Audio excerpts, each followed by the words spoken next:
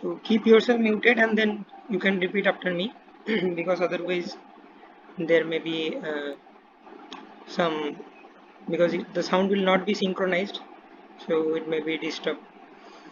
So let us start. Namaste Narasimhaya.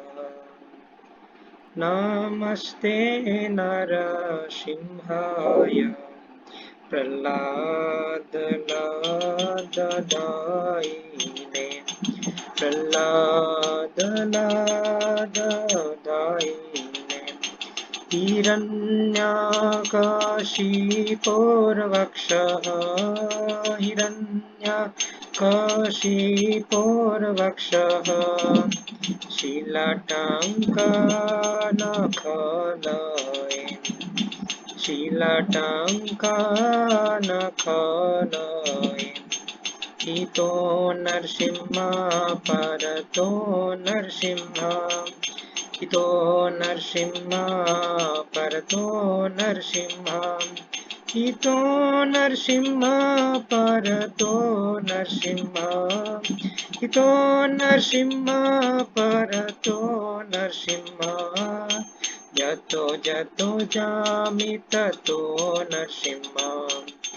जतो यतो यामि ततो नरसिंह बहिर्नरसिंह हृदये नरसिंह बहिर्नरसिंह हृदये नरसिंह नरसिंहमदीं शरणं प्रपदे नरसिंहमदीं शरणं प्रपदे तव करकमलवरे नखा अद्भुत शृङ्गां दलिता हिरण्यकशिपु तनुभृङ्गा केशवधृता नरहरिरूपा जय जगदीश हरे जय जगदीश हरे जय जगदीश हरे तव कर कमलवरे नखा अद्भुत शृङ्गां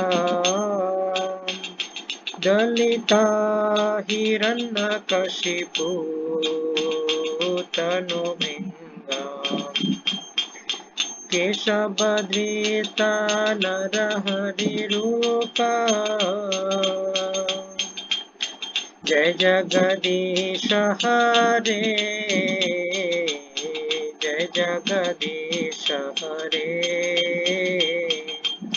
जय जगदीश हरे जय नरसिंहदेव नरसिंहदेव नरसिंहदेव जय नरसिंहदेव जय प्रह्लाद महाराज प्रह्लाद महाराज प्रह्लाद महाराज जय प्रह्लाद महाराज जय जय प्रभुपाद प्रभुपाद प्रभुपाद जय श्रील प्रभुपाद जय जय प्रभुपाद प्रभुपाद प्रभुपाद जय Srila Prabhupada.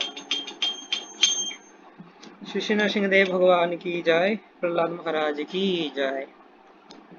So today the pastime of Nrsimhadev and devotion of Prahlad Maharaj we will discuss from Amal Puran, Srimad Bhagavatam. So let us recite the prayers first. Om Ajnanatimirandhasya Jnananjanashalakaya Chakshurunmilitam Jena Tasmai Shri Gurave Namaha. Namo Vishnupadaya Krishna Prishtaya Bhutale Srimate Bhaktivedanta Swami Niti Namine. नमस्ते सरस्वती देवे गौरवाणी प्रचारिणे निर्विशेष शून्यवादी पाश्चात्य देशतारिणे नमो महावदन्याय कृष्ण प्रेम प्रदायते कृष्णाय कृष्ण चैतन्य नामने गौरत्विषे नमः। हे कृष्ण करुणा सिंधु दीनबंधो जगत्पते गोपेश गोपिकाकांत राधाकांत नमोस्तुते। तप्त कांचन गौरांगी राधे वृंदावनेश्वरी वृषभानुसुते देवी प्रणमामि हरिप्रिये। नीलाचल निवासाय नित्याय परमात्मने बलभद्रा सुभद्राभ्यां जगन्नाथाय ते नमः। उग्रं वीरं महाविष्णु ज्वलन्तं सर्वतोमुखं नृसिंहं भीषणं भद्रं मृत्युर्नमाम्यहम्। जय श्री कृष्ण चैतन्य प्रभु नित्यानंद श्री अद्वैता गदाधर श्रीवासादि गौर भक्तवृंद। हरे कृष्णा कृष्ण कृष्ण हरे हरे हरे राम राम राम हरे हरे। मूकं करोति वाचालं पङ्गुं लङ्घायते गिरिं यत्कृपातमहं वन्दे श्रीगुरो दीनतारिणं परमानन्दमाधवं श्रीचैतन्य ईश्वरं। हरि ओम तत्सत्। नमो विष्णुपादाय कृष्णपृष्ठाय भूतले श्रीमते जयपताका स्वामिनिति नामिने नमः आचार्यपादाय नितायतिप्राप्रदायिने गौरकथाधामदाय नगरग्रामतारिणे। ओम नमो भगवते वासुदेवाय। ओम नमो भगवते वासुदेवाय। ओम नमो भगवते वासुदेवाय। नारायणं नमस्कृत्य नरं चैव नरोत्तमं देवीं सरस्वतीं व्यासं ततो जयामुदीरयेत्। नष्टप्रायेषु भद्रेषु नित्यं भागवत सेवया भगवती उत्तमश्लोके भक्तिर्भवति नैष्टिकी। कृष्णाय वासुदेवाय देवकीनन्दनाय च नन्दगोपकुमाराय गोविन्दाय नमो नमः। गुरवे गौरचन्द्राय राधिकाय तदालये कृष्णाय कृष्णभक्ताय तद्भक्ताय नमो नमः। So Srimad Bhagavatam is Amal Puran, is called the literary incarnation of Krishna, the Grantha Avatar. In Padma Puran, it has been explained पादौ यदीयौ प्रथमद्वितीयौ तृतीयतुर्यौ कथितौ यदूरौ नाभिस्तथा पञ्चम एव षष्ठौ भुजान्तरं दोर्जुगलौ तथन्यौ कण्ठस्तु राजन्नवमो जदीयो मुखारविन्दं दशमप्रफुल्लम् एकादशो यस्य ललाटपट्टं शिरोऽपि तु द्वादश एव भाति. So different limbs of Krishna's body are compared to different cantos of Srimad Bhagavatam. Padav Yadiyo Prathama Dvitiyo. The lotus feet, two lotus feet, are considered to be the first and second canto. Tritiya Turiyo Kathitav Yaduru. Third and fourth are compared to the Uru or thighs of the Supreme Lord. Then comes Navis Tatha Panchama Eva Sustam. So fifth canto is the navel of the Supreme Lord. And Sashto, sixth is Bhujantaram. Bhujantaram means the chest. And Dor Jugalam Tathanyo in 7 and 8 canto are the two arms of the Supreme Lord. Kanthastu Rajan Navama Jadiyo. The ninth canto is the throat of the Supreme Lord. Mukharavindam, the lotus face of the Supreme Lord, is compared. The 10th canto, or it is the Samam Bonam, Ashraya of Srimad Bhagavatam. Ekadasa Yasya Lalat Pattam, the forehead of the Supreme Lord, is compared to the 11th canto, and Siropi Tudvadasha Eva Bhati. The 12th canto is the head of the Supreme Lord. So now in this 12th canto of the Srimad Bhagavatam, there are 10 prominent topics which are described. Atra sarga visargascha sthanam poshanamutaya manmantareshanukatha nirodho mukti rashraya. So first and second canto introduction, third, fourth discuss the sarga and visarga. Sarga means primary creation by Vishnu. Visarga means the secondary creation by Brahma, Manus and the further descendants of Brahma. Fifth canto is discussing prominently the theme of sthanam or the different uh, sthanam, that means the different geography of the universe, uh, which planetary system is situated in where, and the whole geography is described in the fifth canto sthanam. Sixth canto is poshana or the protection aspect of the Lord. We see Ajamila, Indra, Chitraketu, all these stories. And then the seventh canto describes the uti or inclination, the auspicious inclination of Prahlad Maharaj, inauspicious inclination of Hiranyakashipu, and mixed inclination of general populace, that is described at the end of the seventh canto, that is the Varnashram Dharma. Eighth canto prominently describes the theme of Manvantara. In one day of Brahma, there are 14 Manvantaras, and in each of the Manvantara, there are different activities.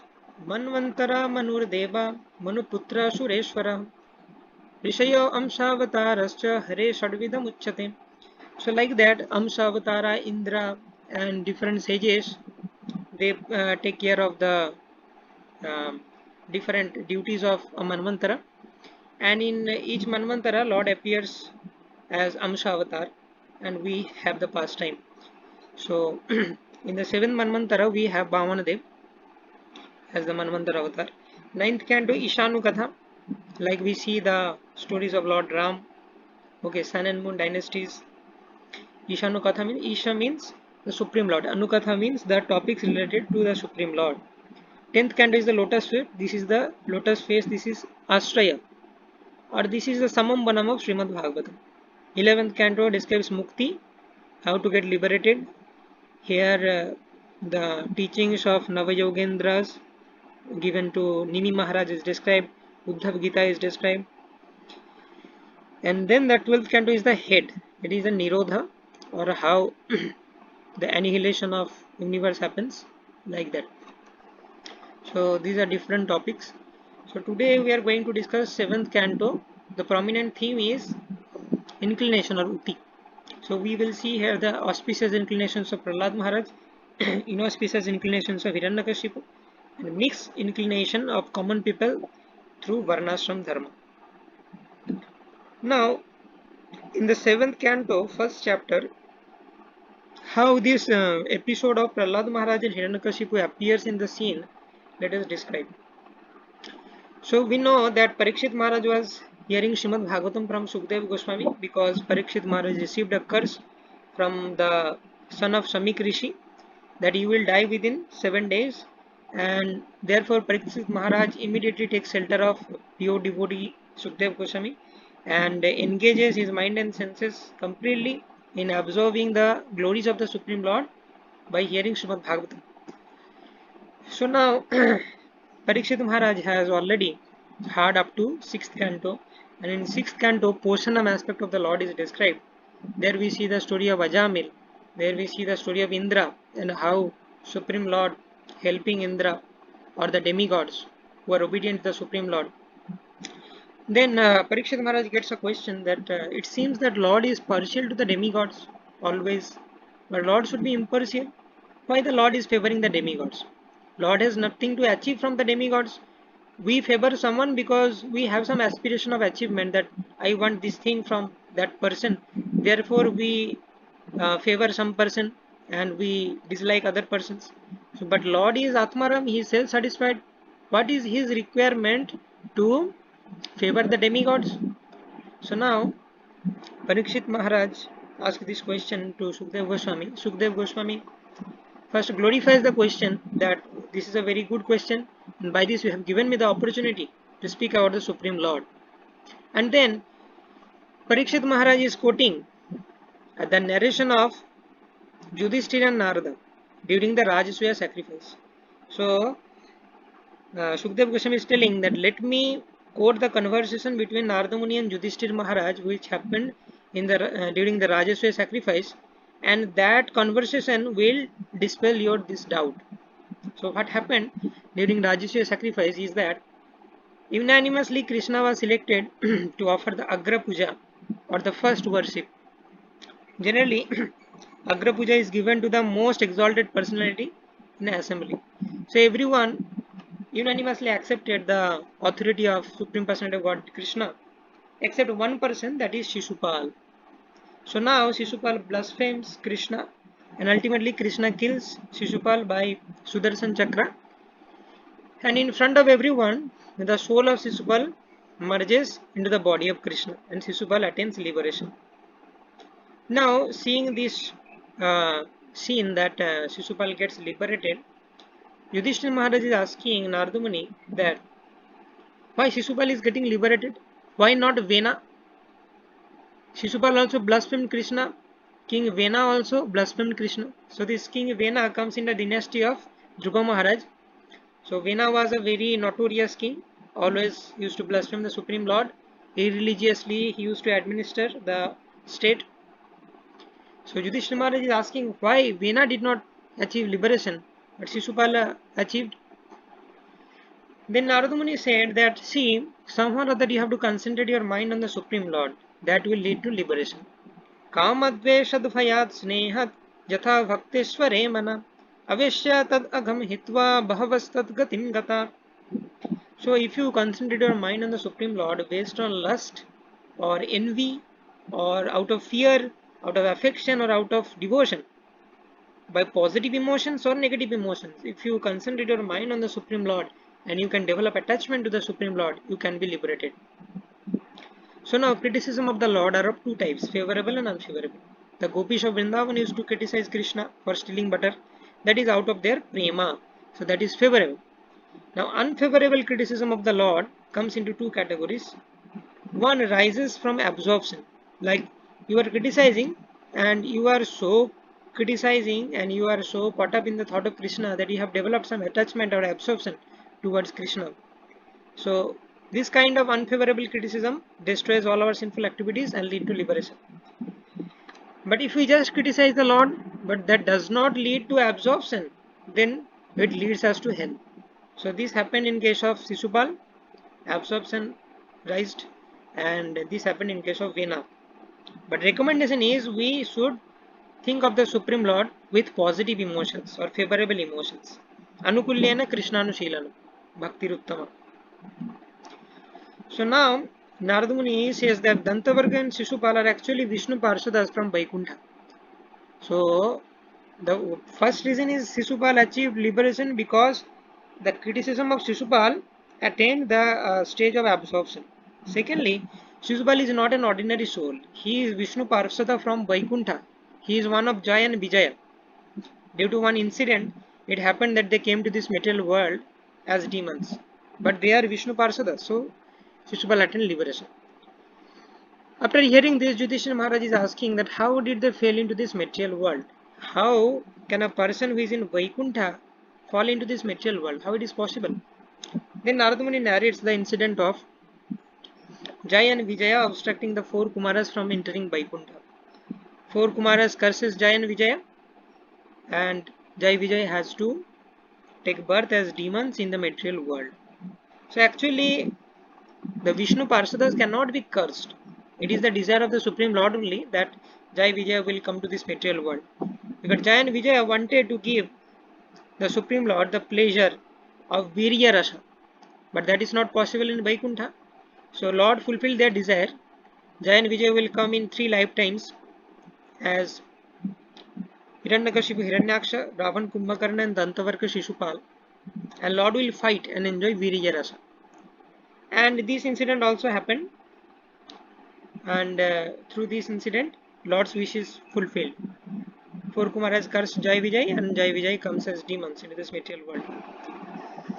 Now these four Kumaras also, after getting the darshan of Vishnu, Vishnu came into the scene to mitigate the situation. So after having darshan of Vishnu and after smelling the Tulasi from the lotus feet of the Lord, they become devotees from impersonalists.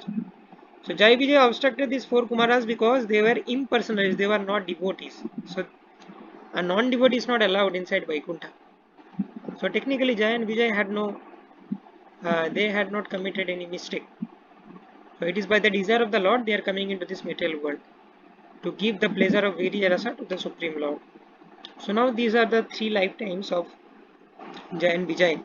First were Hiranyakashipu and Hiranyaksha. Hiranyaksha killed by Varahadev, Hiranyakashipu by Nrsimhadev. Second were Ravan Kumbhakarna killed by Ramachandra. Third were Dantavarka Shishupal killed by Krishna. So now how this Hiranyakashipu, our focus is Hiranyakashipu in the 7th canto. How this Hiranyakashipu was born. So one time Prajapati named Kashyapa and his wife Diti, they united in a wrong time. Diti forced Kashyapa for union, although Kashyapa stopped Diti that this is not the appropriate time, but Diti insisted. And during the evening time, they had an union, and it is told that during the evening time one must practice, one must pursue spiritual practices. If someone is engaged in sexual activities, Lord Shiva wonders with his different ghosts and hobgoblins, these associates, and as a punishment, Lord Shiva give such a demoniac son to those persons who were engaged in sexual activities during the evening time. So that exactly happened in case of Ditya and Kashyapa, and Hiranyakashipu was born. So now Narada Muni continues that this Hiranyakashipu tormented Prahlad Maharaj, who is a great devotee of the Supreme Lord. After hearing this, Yudhishthira Maharaj asking that how Prahlad became a great devotee in spite of being born in a demoniac family, in spite of having a father like Hiranyakashipu, how Prahlad became a great devotee. So then in the second chapter of 7th canto, Narada Muni explains the birth history of Prahlad Maharaj. So what happened? Hiranyaksha was killed by Varahadev. Okay. Hiranyakashipu and Hiranyaksha are two brothers. The family members of Hiranyakashipu are morose after the death of Hiranyaksha. Hiranyakashipu also became very angry. He blasphemed the Supreme Lord Vishnu. He compared Vishnu to be a little child who is taking side of the demigods, like a child is taking side of father and mother. When the father is chastising the child is taking side of mother. When mother chastises, the child takes side of father. So child basically takes side of someone who pampers the child. Similarly, Hiranyakashipu blasphemed. Vishnu is like a child who is taking side of the demigods because demigods pampering him. So he takes a vow that I will kill Vishnu, and thus the soul of my brother will be pleased. And if I kill Vishnu, the demigods will be powerless because Vishnu is the main person, is the power of the demigods. If a root of the tree is cut, then automatically the branches will be dried up. Similarly, if I kill Vishnu, the demigods will be powerless. I will kill Brahmanas and cows. I will stop sacrifice so that the sacrifices are actually giving energy to the demigods and Vishnu. So if I stop sacrifices, demigods and Vishnu will be powerless. So these are the plans made by Hiranyakashipu. Hiranyakashipu then consoles his family members because everyone is morose due to the death of Hiranyaksha. So Hiranyakashipu tells philosophy, the philosophy of soul, the science of soul. Hiranyakashipu is telling that don't lament for the death of my brother. He was a hero. He did not die like a coward in the battlefield. He fought with great vigor. And don't worry, we are come into this material world like travelers in a restaurant. For sometimes we will be together, then we will be dispersed. So this is the law of nature. Nothing to lament. Soul is eternal, inexhaustible. Bondage and transmigrations are due to the misuse of our slight independence. And the material world is like a dream. It is a reflection of a tree. Don't lament too much. And then Hiranyakashipu tells a story, instructive story to the family members. The story of King Suyagya. The King Suyagna, he was died in a battlefield, and all his queens were lamenting and crying by uh, holding the body of Suyagya. And then they were not allowing the body of Suyagya to proceed for cremation. They were so attached to the body of their husband. Then seeing this, the Lord of Death, Yamaraj, came into the scene to instruct the queens of Suyagya. So Yamaraj comes as a small boy and says, strange, you are old people and you are still crying. You have seen hundreds of deaths in your life. Still you are crying by seeing a death. We are like a small children. I have no parents. I am unprotected by parents. I am weak. I can be vanquished by animals. Still I have faith on the protection of the Supreme Lord. As the Supreme Lord protected me in my womb, in my mother's womb. So similarly, why are you crying? Supreme Lord will protect you also. Do not cry. So like that, the Yamaraj is instructing the queens of Suyagya. Yamaraj further says that for whom you are crying, you have not seen that person ever. You have seen only the body of Suyagya, and that body is before you only. The original soul or the person you have not seen. So for whom you are crying? Then Yamaraj says the story of cooling the birds to the wives of Suyagya. So there is a story So there are looped stories in Srimad Bhagavatam. We can see, if you see from the beginning, Parikshit Maharaj asking a question to Sukadev Goswami answers. He is quoting the conversation of Narada and Yudhishthir Maharaj. So already one loop is made. Now Narada is instructing Yudhishthir Maharaj. In that, Narada is telling that Hiranyakashipu is telling to his family members. Now Hiranyakashipu is telling to his family members the story of Sujagya.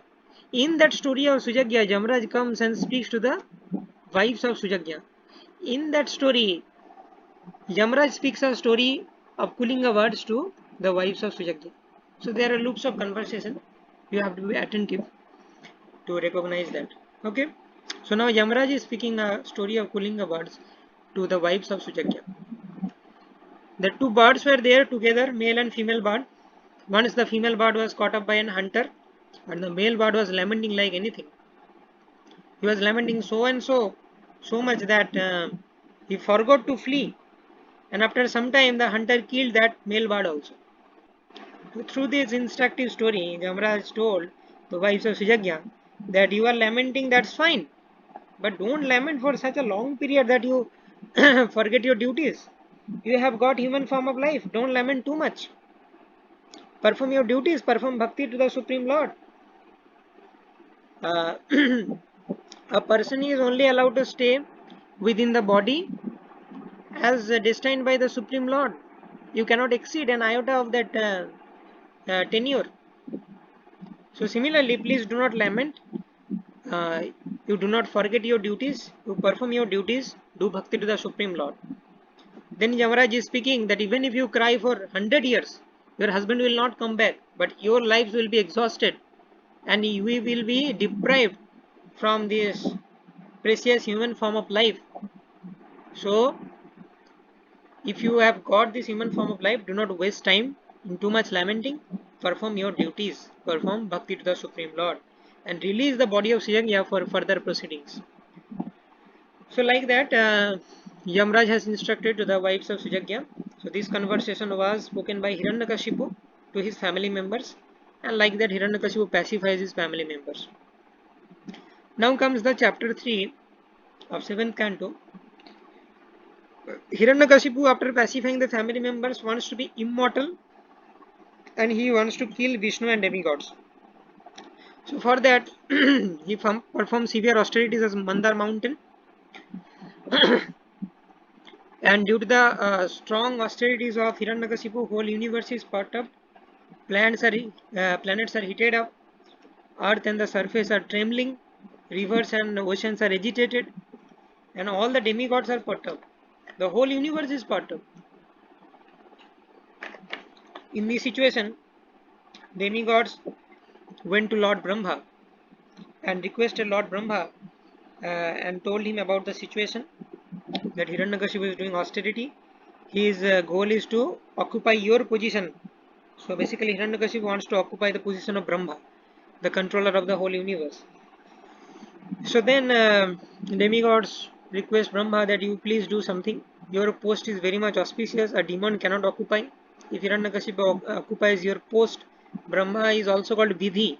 Or Brahma makes different rules in this universe. What will happen if you do what? If you perform this sinful activity, what punishment you will get? If you perform this pious activity, what credits you will get? So all these vidhis are made by Brahma. So Hiranyakashipu will alter that if he occupies your position. So please do something. Then Brahma in his one career goes to meet Hiranyakashipu. He finds that Hiranyakashipu is doing severe austerity. He is covered by ant hill. So much austerity he has done. Half of the body of Hiranyakashipu is eaten by ants, and he is somehow or other keeping his life here within the bones only. So first Brahmaji glorifies the austerity of Hiranyakashipu. Brahmaji tells that you have done such a severe austerities for 100 celestial years, even Bhrigu cannot do that. So what benedictions you ask? Please tell me. Hiranyakashipu wanted to be immortal, but Hiranyakashipu knows that Brahma is not immortal. Brahma's lifespan is very very long, 311 trillion years, 40 billion years, but Brahma has death. So therefore I cannot ask this benediction of immortality. So let me do some trick. I will trick Brahma and I will become immortal. So let me ask benediction that I will not be killed by any jiva created by you. I will not be killed within or outside the residence, not during daytime, not during night, by any weapon. No human being, no animal can kill me. Okay, by no living, non-living things, by no demigods, demons. I will have no rival. I will have sole lordship over the all living entities and presiding deities of the whole universe. All mystic powers I will have.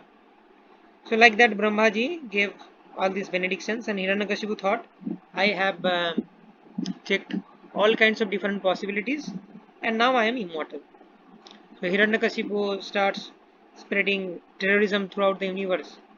He got a lustrous body. His body is revived, and his envy towards Vishnu continued. He conquered entire universe, three worlds all about.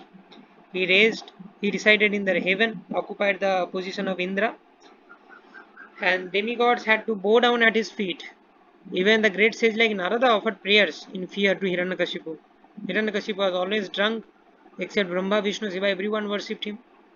Hiranyakashipu accepted the sacrificial shares for himself. Different sacrifices which are done by the inhabitants of earthly planetary systems, Hiranyakashipu is taking all the sacrificial shares. Hiranyakashipu starts controlling nature. Earth has to give fruit grains without plowing.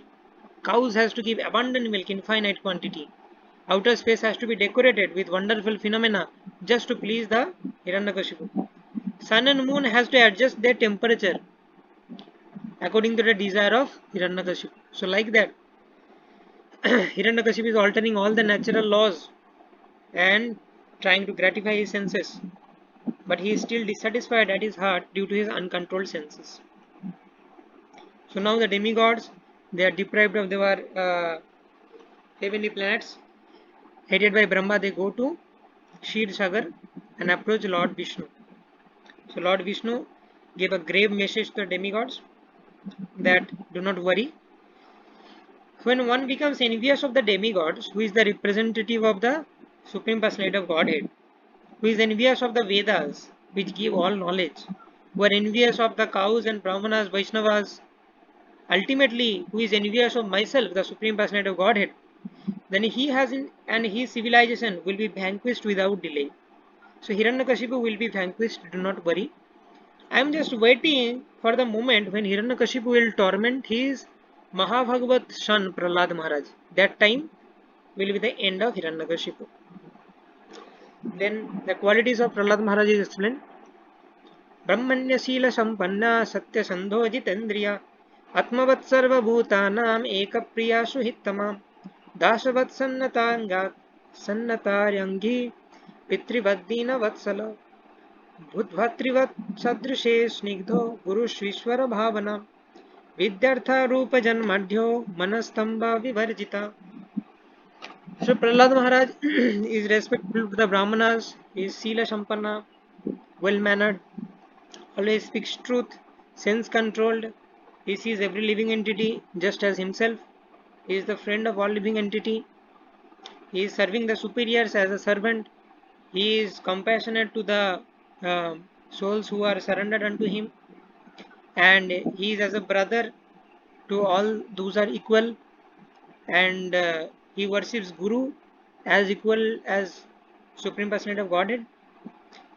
And Prahlad Maharaj is having Vidya, Artha, Rupa, Janma, everything, education and wealth, beauty, high birth, everything. Manastamba Vivarjita. Still he is deprived of any kind of any tinge of pride. So these are the transcendental qualities of Prahlad Maharaj. So after hearing all these qualities of Prahlad Maharaj and activities of Hiranyakashipu, Yudhishthira Maharaj is asking why Hiranyakashipu wanted to kill such a noble and generous son, who is full of all transcendental qualities. That brings us to the chapter 5. So Narada Muni describes that why Hiranyakashipu was trying to kill Prahlad Maharaj. So Prahlad Maharaj after his birth was sent to the school of Sanda and Amarka.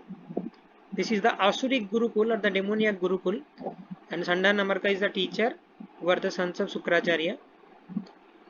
So after teaching for some time, Prahlad was brought in front of Hiranyakashipu his father, and his father was testing what my son has learned from Gurukul. Hiranyakashipu is asking Prahlad Maharaj, what do you think to be the best, O Prahlad? Prahlad Maharaj replies, तत्साधु मन्ये सुरवर्य देहिनं सदा समुद्विग्ना धियाम सद्ग्रहात् हित्वत्मपातं गृहमन्धकूपं वनं गतो याद हरिमश्रयेत. Prahlad Maharaj is speaking, O father, O Asuryavarya, O the best among demons, Hiranyakashipu. In my opinion, I think for you the best thing will be if you leave all your demoniac propensities and go to Vrindavan and you worship Lord Hari. That will be best for you. So Hiranyakashipu is perturbed by this answer. He is very much angry. Hiranyakashipu is doubting that some Vaishnava is coming to my demoniac Gurukul and spoiling my child. So Hiranyakashipu is scolding Sanda and Amarka that some Vaishnava is coming. Maybe they are spoiling my son. Sanda Amarka told that they are also surprised that how Prahlad Maharaj he learned all this Vishnu Bhakti. So Sanda Amarka questions Prahlad Maharaj that why otherwise are not like you, Prahlad? Are you polluted by some enemy? Prahlad Maharaj says, enemy? There is no one enemy. Everyone is part and parcel of the Supreme Lord. It is illusion and Maya that you think someone to be your friend and enemy. Everyone is the son of Supreme Lord. And I am not polluted by any enemy. My mind is spontaneously attracted to the Lord as the iron particles are attracted to a magnet. Sanda Amarka gets this reply and they are also disturbed. They are angry on Prahlad. So they are considering Prahlad Maharaj to be a thorn tree in the sandalwood forest of their demoniac dynasty. So Sanda Namarka is comparing the demoniac dynasty to be sandalwood forest and Prahlad Maharaj is like a thorn tree. And forcefully they taught Dharma, Artha, Kam, Moksha to Prahlad Maharaj, the material education. After some time of such teaching, Prahlad Maharaj was again brought to Hiranyakashipu, and this time Hiranyakashipu asked specific question that, O Prahlad, tell me whatever you have learned from your gurus. Previously, Prahlad Maharaj was asked by Hiranyakashipu that what he thinks to be the best. Now Hiranyakashipu is specifying what you have learned from your gurus. I want to hear that. Prahlad Maharaj says, Shravanam Kirtanam Vishnu Smaranam Padasevanam Archanam Bandhanam Dasyam Sakhyam Atmanivedanam Iti Pumsarpita Vishnu Bhaktischennava Kriyate Bhagavati Adhya Tanmadhe Dhita Uttamam. Prahlad Maharaj says, I have learned that the 9 processes of devotional service to the Supreme Personality of Godhead, Vishnu, is the highest thing. Shravanam, Kirtanam, Vishnu Smaranam, Padashevanam, Archanam, Vandanam, Dashyam, Sakhyam, Atma Nivedanam. This is the best thing which one can do. Hiranyakashipu again gets angry, chastises Sanda and Amarka. This time Sanda and Amarka also surprised. We have so diligently taught Dharmartha, Kam and Moksha to this child, and this child is only speaking about Vishnu Bhakti in front of his father. He has no fear. Yes, so Sandamarka is telling that do not chastise us. We are teaching the material education only, Dharmartha, Kam, Moksha. Your son has a natural inclination to Vishnu, not because of us. We are teaching him the demoniac education only. But what can we do? He has natural inclination. Hiranyakashipu then asked Prahlad, Prahlad, if your teachers have not taught you, then who taught you this? So actually Prahlad was quoting what he has learned from Narada Muni. Because Prahlad does not consider this Sanda and Amarka to be his guru. He considers Narada Muni to be his guru. Prahlad Maharaj answers Hiranyakashipu, Matirna Krishne Paratvasvato Mitho Vipadyeta Grihavratanam Adanta Govir Vishatam Tamishram Punah Punaschar Vitacharvananam Nate Vido Swartha Gatim Hi Vishnum Durashayaye Bahirartha Manina Andhaya Thande Rupaniyamanas Tepi Shatantram Urudam Nibaddham Naisham Matistavadurukkramangim Sprishyati Anartho Pagamayadhartha Mahiya Sampadarajo Vishekam Nistinchananam Navinita Yavat. Prahlad Maharaj is telling Matirna Krishna Paratosvatoba. You are a demoniac personality and you cannot understand this. Because you will matir na Krishna parato swatova. Your mati, your intelligence will never be in Krishna because you are a adanta go. You are a godas. You are a servant of your senses. So you cannot understand Krishna consciousness. And you are punah punah charvita charvananam. You are chewing the chewed thing again and again. You are trying to get material pleasure. Although you have failed in that attempt crores of times, still you are trying to again chew the chewed. Nate vidu sartha gatim hi Vishnu. You do not know that your original goal is to attain the lotus feet of Vishnu. And you have taken the false shelter of these material pleasures. Andha yathandha rupaniya manas. In this material world, what is happening? One andha is leading another andha. One blind person is leading another blind person. How can a blind person lead another blind person? To lead a blind person, you has to have vision. So therefore, what is the remedy? The only remedy is Mahiyasam Padarajo Vishekam. If you get the dust from the lotus feet of a pure devotee and you smear that dust onto your head, then only you have some hope. Otherwise, you does not have any hope. So Prahlad Maharaj fearlessly preaches and fearlessly tells all these things to his father Hiranyakashipu, who is the fear of everyone in this universe. But Prahlad Maharaj is fearless. So this is the nature of bhakti. Ahaitu ke apratihata. Even the demon like Hiranyakashipu cannot stop the bhakti of Prahlad Maharaj. So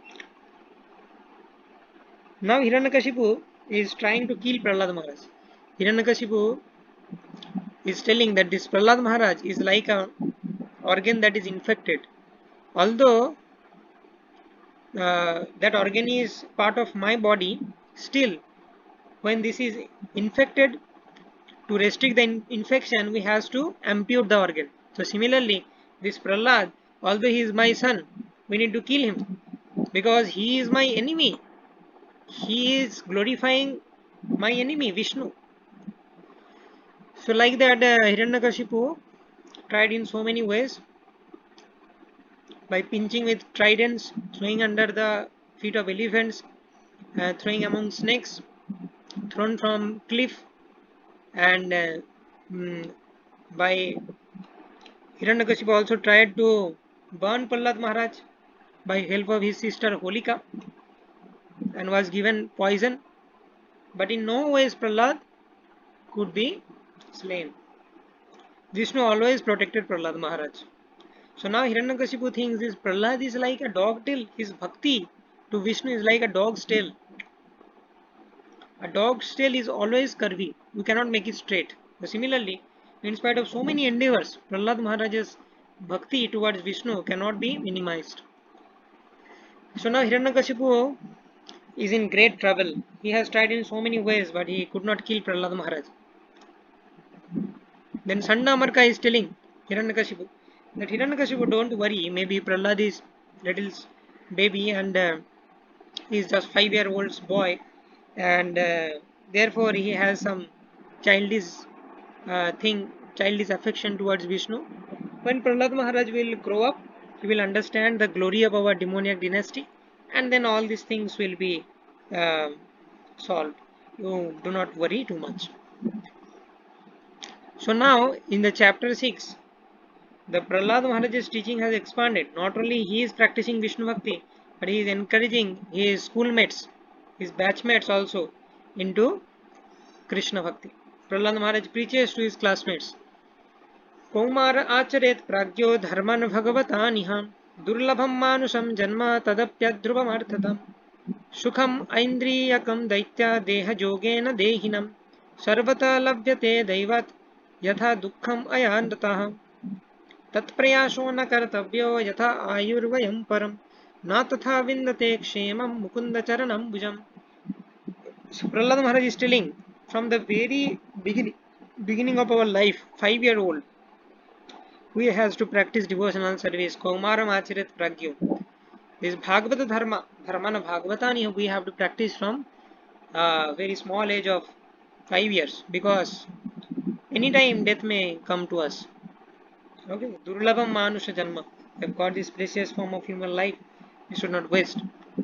And Prahlad Maharaj also teaches that you please do not endeavor for happiness. Happiness and distress will automatically come. Like distress we never want, still distress comes. Similarly, happiness also will come on its own accord.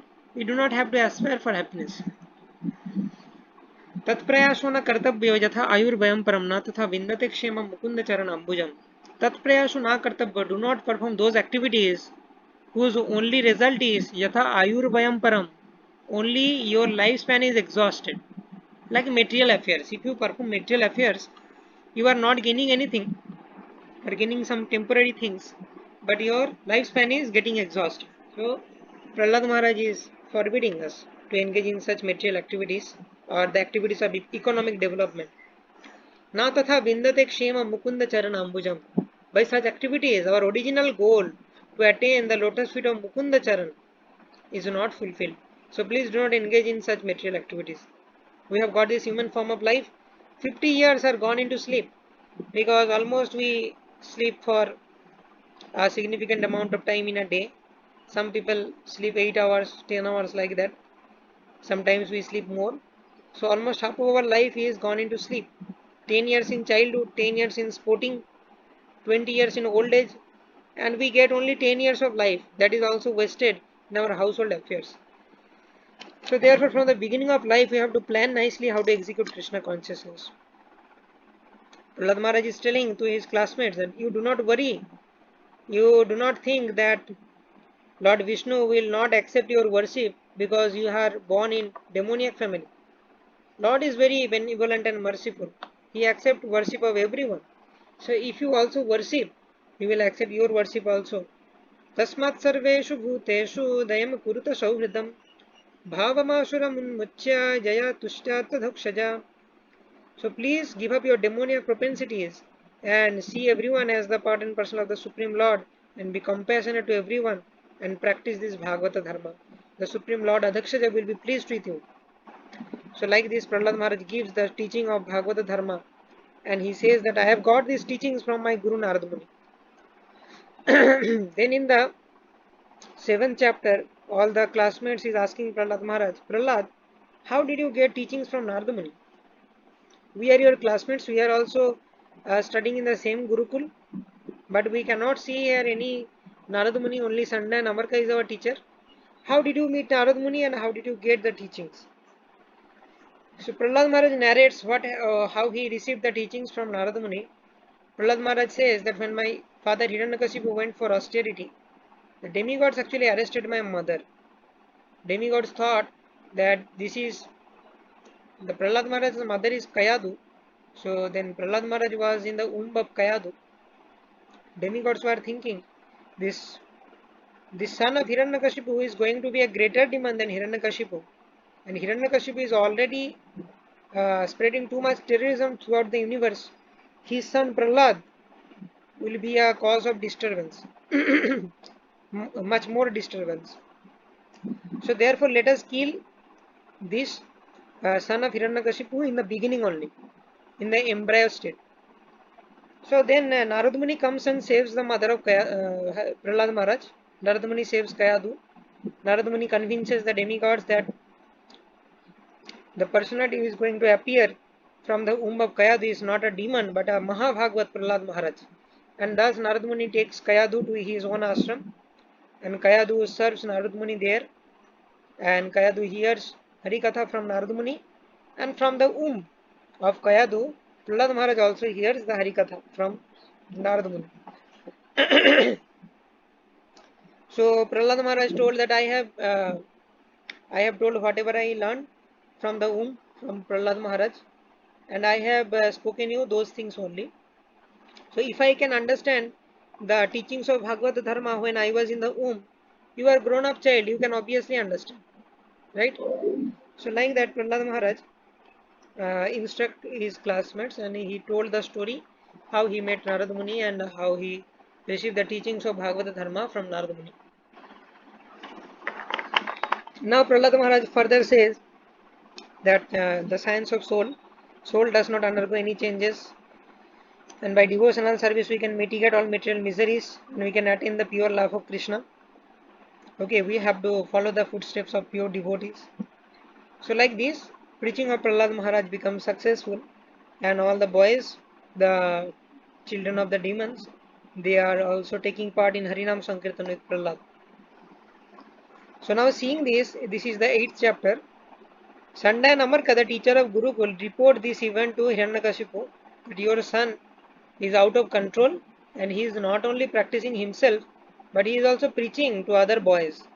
Hearing this, Hiranyakashipu became very angry and decided to kill Prahlad Maharaj. So Hiranyakashipu told, "Oh impudent, you violated my power to rule you. Today I shall kill you." Hiranyakashipu is telling, "The all planets tremble in my fear, and you are fearless, and you have transgressed my laws." Then Prahlad Maharaj is replying. Then Hiranyakashipu actually asking Prahlad Maharaj that on whose power you are showing this impudence. Prahlad Maharaj replies, the source of everyone's power is Lord Vishnu only. From that person, you are also getting power, and I am also getting power. So this also ignites Hiranyakashipu more that all my power is coming from Vishnu. Oh, then Hiranyakashipu is determined to kill Prahlad Maharaj. Prahlad Maharaj also says that give up this discriminating mentality. Okay, Vishnu is not your enemy. Don't think Vishnu is your enemy. Your uncontrolled mind and anarthas, lust, anger, greed, pride, and illusion, these are your actual enemies. So, like that, Prahlad Maharaj says, and Hiranyakashipu is very angry. And then Hiranyakashipu wants to kill Prahlad Maharaj. And then Hiranyakashipu says, if your Lord is everywhere, let your Lord protect you. I will kill you today. Is your Lord inside the pillar also? Prahlad says, yes, obviously, my Lord is everywhere. Hiranyakashipu then strikes the pillar with his fist and gigantic form of Nrsimhadev Bhagavan appears. Nrsimhadev Bhagavan ki jai. The half lion, half man form of the Supreme Lord appears from the pillar, and the cracking sound of that pillar is spread throughout the universe. The whole universe is trembled by that sound. Now Hiranyakashipu is observing that form of Nrsimhadev. But I have never seen such a form, and everyone is trying to find the origin of that cracking sound. So now this appearance of Nrsimhadev is explained very beautifully in this verse. सत्यं विधातुं निजभृत्यभाषितं व्याप्तिं च भूतेष्वखिलेषु चात्मना अदृश्यतत्याद्भुतरूपमुद्वहन् स्तम्भे सभायां नामृगं न मानुषम्. Satyam vidhatum nijavritya bhashitum, to prove the words of his servant true, the Lord appeared, exhibited a wonderful form that is never seen before, neither man nor lion. Namrigam Namanusha. So who is this servant? This is actually Prahlad, Brahma, Hiranyakashipu, Narada. Prahlad Maharaj told that Lord is in this pillar. So to prove this statement of Prahlad true, Lord came from the pillar. Brahma gave benedictions to Hiranyakashipu that he will not be killed by any man or any animal. To keep the words of Brahma, Lord came as Narasimha. Hiranyakashipu also wanted many different kinds of benedictions. So Lord fulfills the words of Hiranyakashipu also. So why Lord fulfills the words of Hiranyakashipu? Hiranyakashipu is a demon. Still, Hiranyakashipu may be a demon, but Hiranyakashipu actually is a Vishnu Parsada in Vaikuntha. So therefore, Hiranyakashipu is also servant of Lord. And finally, the words of Narada. Narada predicted that the son in the womb of Kayadu will be a Mahabhagavat. So how it will be proved that Prahlad is a Mahabhagavat? Because Lord personally appeared to protect Prahlad Maharaj. This proves that Prahlad Maharaj is a Mahabhagavat, and thus the words of Narada Muni is proven true. So to prove the statement of his servant, Supreme Lord appeared in this form. In amazement, Hiranyakashipu wondered, what is this creature that is half man, half lion? Hiranyakashipu is observing the form of the Supreme Lord. Then Hiranyakashipu saw and understood that, oh, this is Vishnu. This Vishnu has come in this form to kill me, but I am indestructible by the boons of Brahma. Nobody can kill me. So then Hiranyakashipu jumps and attacks Nrsingadev. So analogy is given that it was seeming like some insects are sometimes attracted towards fire and they come into the fire and jump into the fire and they die. So similarly, Hiranyakashipu is attacking Nishingadev. Nishingadev is effulgent like a fire. Hiranyakashipu is like an insect. So Hiranyakashipu is jumping into the fire and ultimately he will be died. So now Hiranyakashipu attacks Nishingadev. Nishingadev fights with Hiranyakashipu. Sometimes Nishingadev leaves also Hiranyakashipu because Nishingadev appeared to play with this Hiranyakashipu and to enjoy Virya Rasa. So Nishingadev was able to kill Hiranyakashipu in just one moment. Just one moment finished. But then how the Lord will release this Virya Rasa. Also, the Lord was waiting for another thing. That Brahma gave benediction that Hiranyakashipu will neither be killed in the daytime or night time. So Lord was waiting for the junction of day and night, the Godhuli or the dusk. So therefore Nishingadev was fighting, sometimes leaving Hiranyakashipu also, giving him chance like that. So Lord came and killed Hiranyakashipu finally by nails. By he actually ripped apart the chest of Hiranyakashipu and took out the intestine of Hiranyakashipu and garlanded himself, sat in the throne of Hiranyakashipu, fulfilling all conditions of Brahma. So Hiranyakashipu was killed in the entrance of a door, not inside the room, not outside. He was killed in lap, not in the space, not in the land. He was killed by nails, not by any weapons. And also Hiranyakashipu was killed in Adhik Mash. He was there was also one benediction that Hiranyakashipu wanted. I will not be killed in any of the 12 months. So Hiranyakashipu was killed by Nishingadev in the Adhik Mash or the Purushottam month. So after the death of Hiranyakashipu, many of his associates they attacked Nishingadev. Nishingadev within a moment finished all of them. And now one question may appear that why Lord Nishingadev accepted the throne of Hiranyakashipu, which is the throne of a demon. It is not purified. But still Hiranyakashipu's throne was accepted because ultimately Hiranyakashipu is one of Jaya and Vijaya, the servant of Lord. So therefore Lord is showing some mercy. So the Lord was still furious and nobody has the courage to confront Nishingadev. He was very very furious. So at that time demigods and other rishis they offered their prayers.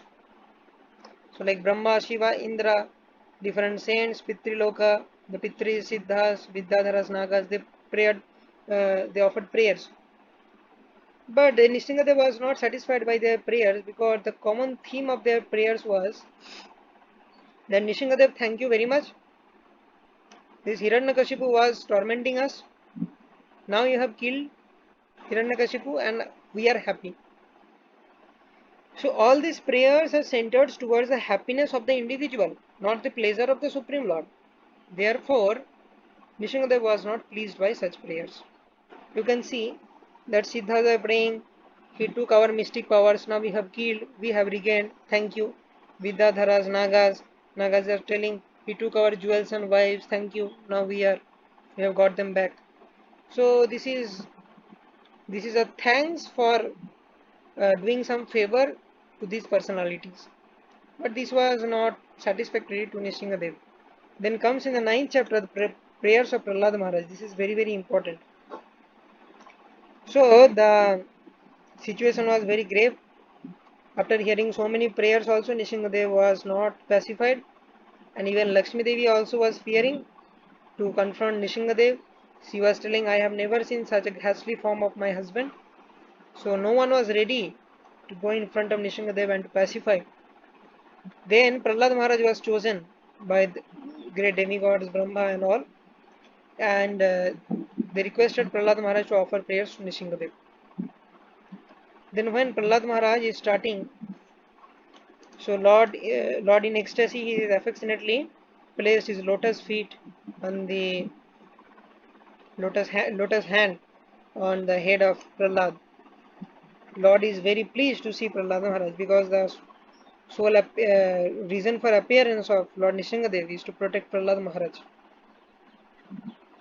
And this ghastly form, although everyone is fearing, still it is not feared by Prahlad because this is to protect a devotee. So the devotee, Prahlad Maharaj, is not fearful of this form. Then Prahlad Maharaj, before offering prayers, Prahlad Maharaj is in ecstasy, and all the ecstatic symptoms appearing in Prahlad Maharaj, and he started offering prayers. So Prahlad Maharaj fixed his mind and sight unto Nishingadev with full attention in complete trance, with prayers in love, with faltering voice. Prahlad Maharaj begins to offer prayers.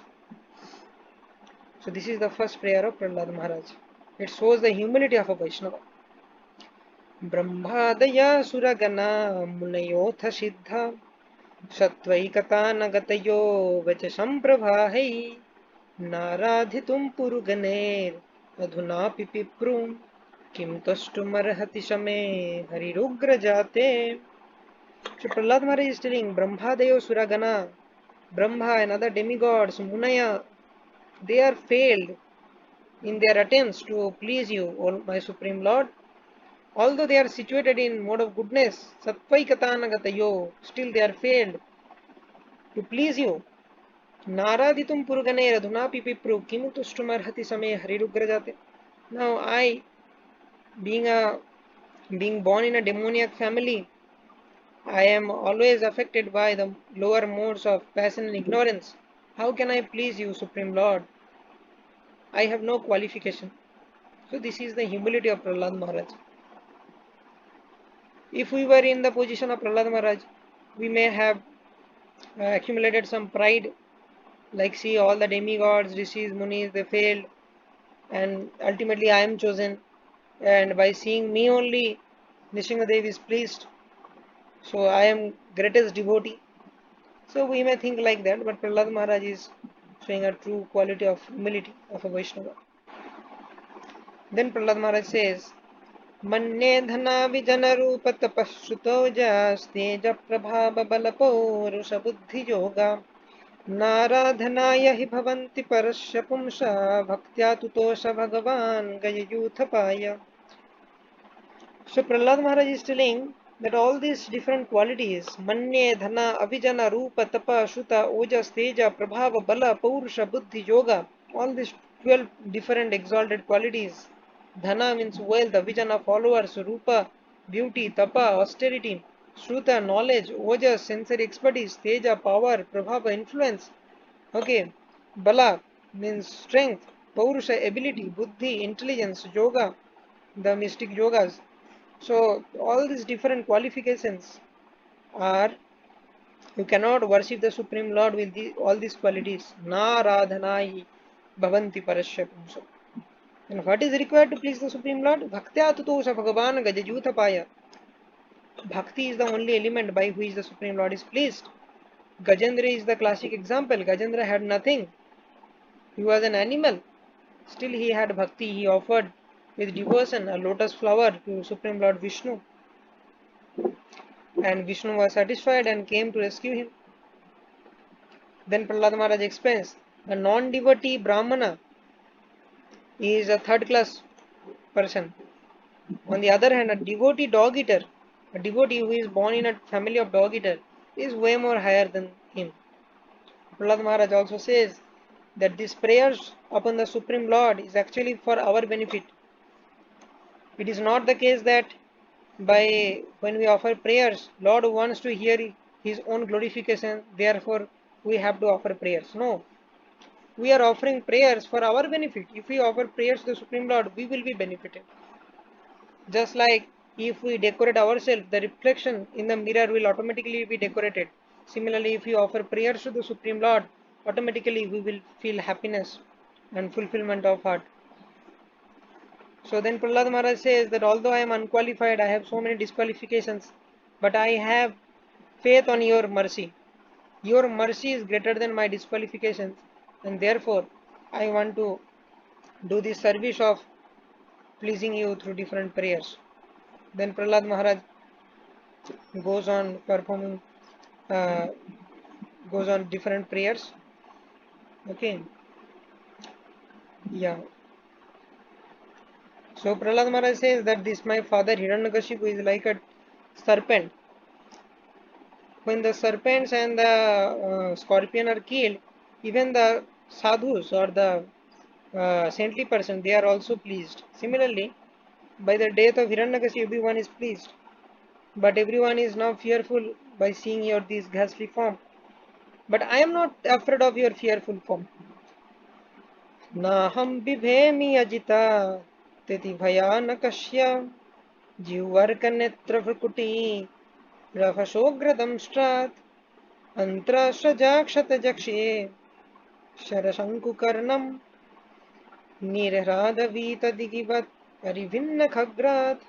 So Prahlad Maharaj says, I am not fearful of your this form and describes this violet form of the Supreme Lord, but I am fearful of one thing. I am fearful of conditioned life, a material life, a materialistic way of life that is devoid of Krishna Bhakti. I am afraid of that thing. त्रष्टोऽस्म्यहं कृपणवत्सलदूषरोगः संसारचक्रकदनाद् ग्रसतं Pranita बद्ध्वा स्वकर्मभिर्उषत्तमात्यङ्घ्रिमूलम् प्रीतोपवर्गशरणं हयसे कदा नु. So Prahlad Maharaj again keeps on saying, in this materialistic way of life, there is distress, and the remedies to alleviate those distress are more miserable than miseries. Like if one wants to enjoy and he performs different Vedic sacrifices to go to heaven, after going to heaven, there is lot of sense enjoyment and there is probability of uh, forgetting the Supreme Lord. So that is more dangerous. So therefore, the remedies are more miserable than miseries itself. Then Prahlad Maharaj is telling that I will chant your glories in parampara and I will be protected. So this is my hope that सोऽहं प्रियस्य सुहृदा परदेवतायः लीलाकथस्तव नृसिंह विरिञ्च गीता अञ्जस्थितार्मि अनुग्रेण गुणा विप्रमुक्तो दुर्गानि ते पदजुगालय हंससङ्गा. So I will chant your glories and thus I will be protected. So then Prahlad Maharaj is telling, you are the only shelter. Parents cannot actually save their child if death is destined to their child. So ultimately, you are the supreme shelter. Nobody can save anyone. So you are the supreme shelter. Everyone should take shelter of your lotus feet. So like that. And then Prahlad Maharaj says, like my father had Ayu, Shriya, Bibhava, many powers, material powers. But they are within a moment, they are crushed by you. So all these material opulences are just like a mirage in the desert. These have no actual existence. So your causeless mercy is the only thing, and I am very fortunate because I have got your causeless mercy. You have placed your lotus hand in my head, which is even very rare for Brahma, Shiva, or Lakshmi to attain. So in this situation, Prahlad Maharaj has got the direct darshan of the Supreme Lord.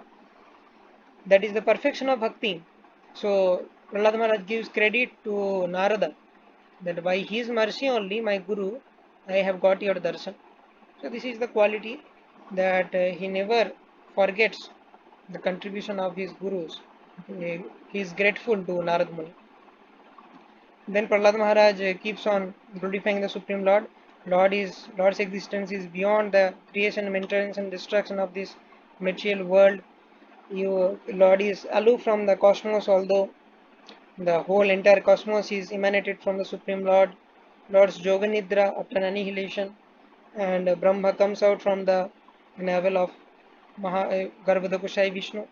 Then Brahma's birth and his search for the Lord, Brahma's austerities. Prahlad Maharaj also predicts in the 30th verse that Lord is Triyugi, so he comes in Satyateta and Dwapar Yuga. And in Kali Yuga, Lord comes in Channa avatar. Thus he predicted the appearance of Chaitanya Mahaprabhu also.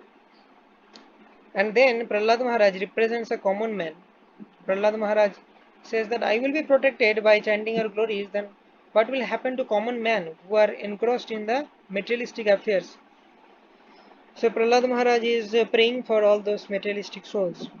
Naiva dvije paradura tvaya vaitaranyas तद्वीर्य गायन महा मृतमग्न चित्तम शोचे ततो विमुख चेतस इंद्रियार्थ माया सुखाय भ्रममोद वहतो विमूढ़ान.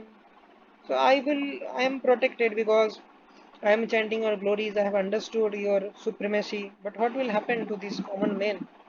I don't want to get liberated alone, leaving aside all these fools. So please, you let me stay here and I will take everyone to your supreme abode. So after hearing all these prayers, Nishingadev is very much pleased with Prahlad Maharaj. Nishingadev is requesting Prahlad Maharaj to ask some benediction. But Prahlad Maharaj is telling, no, I am not interested in material benefits. Am I a merchant that I will seek benediction in exchange of my devotional service? I am your true eternal servant. I am here only to serve you. No benediction is required. Still, the Lord is insisting. Then Prahlad Maharaj is asking, okay, if you are insisting to give me some benediction, please give me the benediction that there is no material desire in my heart. Okay, so this benediction is granted by Prahlad Maharaj. Although Prahlad Maharaj did not ask any kind of material things, and he also asked the boon that there is no material desire in my heart, still this Nishingadev is avoiding all material comforts, and Nishingadev is telling that you rule for one whole Manvantara and you enjoy all these material facilities and then you will come to my abode. Okay, Nishingadev also assures that one who remembers your activities and my activities and who chants your prayers become free from material reactions. Okay, another benediction Prahlad Maharaj is praying that please excuse my father. Okay, he was very much inimical to you. Then Lord says that you don't worry about your father. Not only your father, your 21 forefathers are liberated. So this is the power of a pure devotee.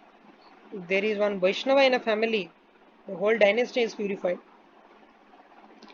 So then Brahma comes when Lord Nishingadev is pacified by the prayers of Prahlad Maharaj. Brahma comes and then Brahma offered his prayers. Nishingadev gave a warning that Brahma, please don't give such benedictions to demoniac people. They are causing a lot of disturbances. So please, uh, you think twice before giving such benedictions. Then Brahma enthrones Prahlad Maharaj, coronates him to be the next king, and Nishingadev already disappeared. Then Narada concludes this narration that of Hiranyakashipu Prahlad Maharaj, how Hiranyakashipu was killed, and the whole history of Prahlad Maharaj. And there is Falashruti and glorification of the Pandavas. Narada Muni says, you Pandavas are also very fortunate. Like Prahlad got the darshan of Nishingadev. You Pandavas are also seeing Krishna face to face every time. So you are also very, very fortunate. Now comes this Falashruti.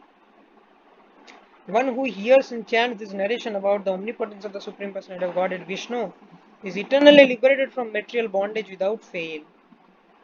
Prahlad Maharaj was the best among exalted devotees. Anyone who with great attention hears this narration concerning the activities of Prahlad Maharaj, the killing of Hiranyakashipu, and the activities of the Supreme Personality of Godhead Nrsingadev, surely reaches the spiritual world where there is no anxiety. So, by this discussion, dedicating Prahlad Maharaj and Nrsingadev, and by the assurance of Nrsingadev, we can think that our ticket to Vaikuntha is confirmed. Nrsingadev Bhagavan ki jai, Prahlad Maharaj ki jai. All glories to Sri Guru and Sri Gauranga, all glories to Sri Prabhupada. And I want to thank His Grace Gauranga Darshan Prabhu and his Bhagavad Prabha series. I have got these wonderful slides from him only. Thank you all very much for attending. Hare Krishna.